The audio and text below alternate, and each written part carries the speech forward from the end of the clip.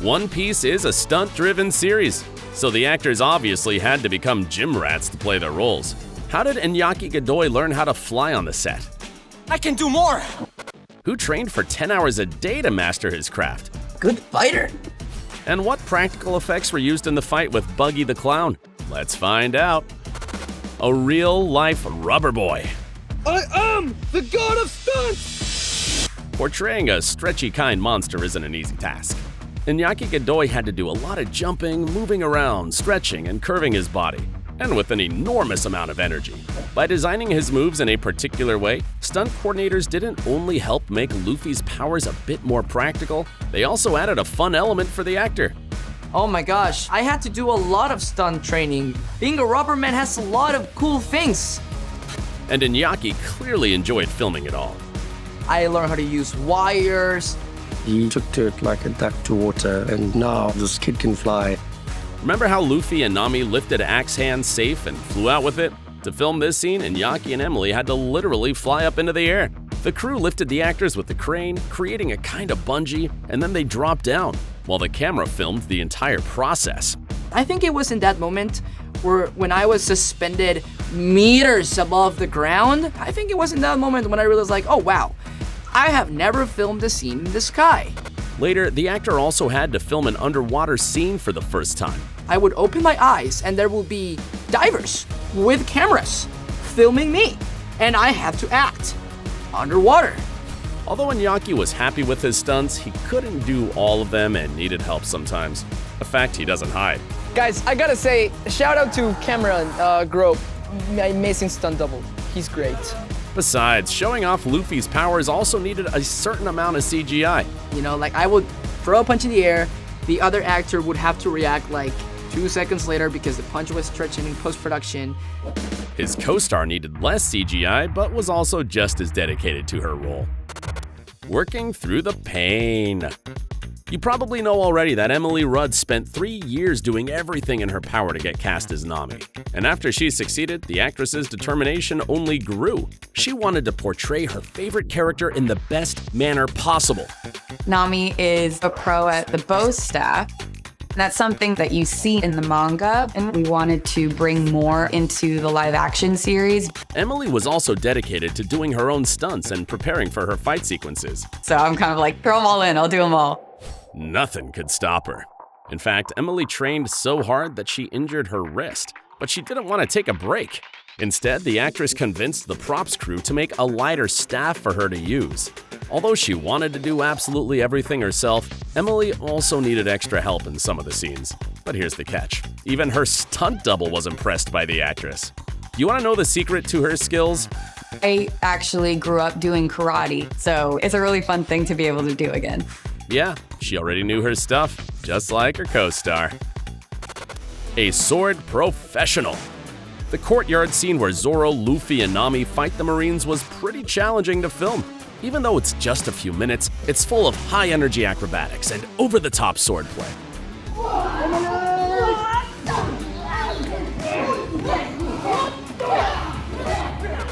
Plus, they shot it in 90-degree heat on a dirt lot somewhere in South Africa. And apart from the main actors, there were at least 40 stunt performers in Marine uniforms. The setup also included wires and rigs, and the camera operator had to closely track all the punches and kicks. At some point in the scene, Zoro's sword skills come to the foreground. Yet, they weren't too hard to film. Not only is Mackenyu a prolific actor who already knows perfectly well how to fight with swords, he's also the son of a renowned martial artist and actor, Sonny Chiba. So you can say that it's definitely in his blood. I want to do my best to show what Zoro and I can do. Mackenyu is just amazing as a swordsman and brought a lot of his own style and his experience to those fights. But it was a bit more challenging to incorporate Zoro's third sword. To help him hold it, his mouth katana had a lightweight handle and a thin wire with a blue Nerf foam bullet. Thankfully for Mackenyu, he only had to do it twice in the series. Meanwhile, his co-star needed to show off his skills to the fullest the entire time. Get a kick out of your kicks. The Sanji actor was adamant about doing all of his stunts by himself. Taz Skylar's approach to the training was pretty rare, even for those who've worked in the genre for a long time.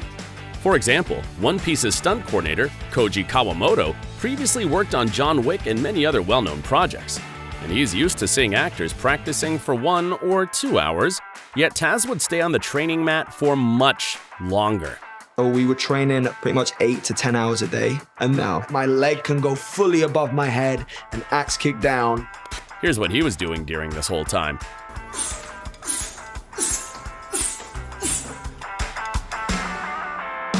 Then he started incorporating some more elaborate moves. You can see from those training shots that Taz didn't need a stunt double or CGI to portray Sanji's signature style, and he even added more to it. We did a mixture of kicking styles with Sanji because, surprisingly enough, fighting with just your feet is a tough one to keep interesting. So they wanted like capoeira influences, they wanted some breakdancing influences. But mastering his kicks wasn't all he did. Yeah, not only was this guy training the hell out of his kicking and stunt work, but he also was training as a chef. Yeah. I was cooking lunches. It's My lunch was cooking lunches. insane. Funnily enough, he had a co-star who hardly needed any training. We're talking about the Usopp actor. We had a marksmanship training. I had to learn how to use a slingshot. But even Jacob Romero Gibson agrees that the main thing Usopp does in Season 1 is overcome his fears. Maybe I should head back, make sure the mare's secure.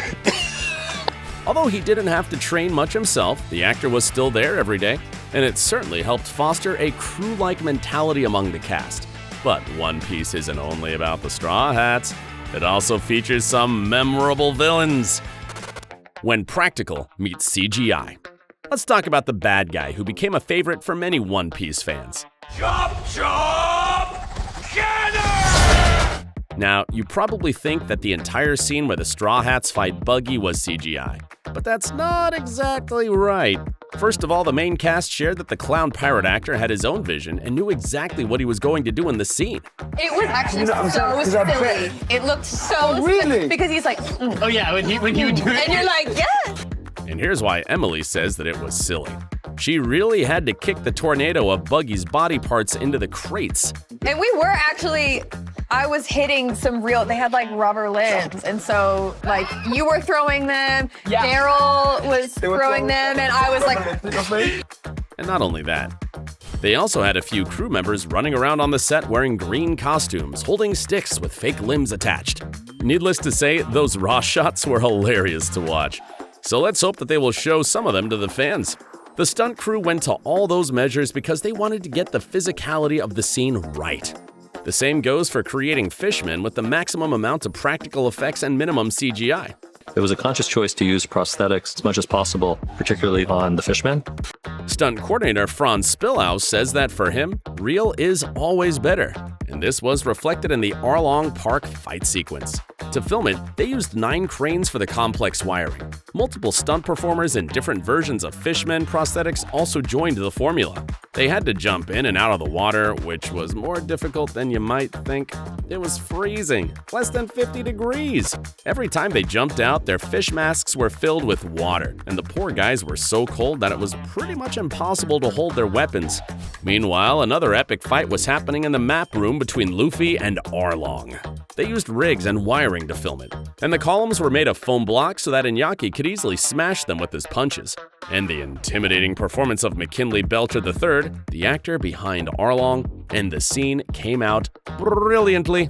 It was crucial to get it right because of how essential the scene is in both the manga and anime.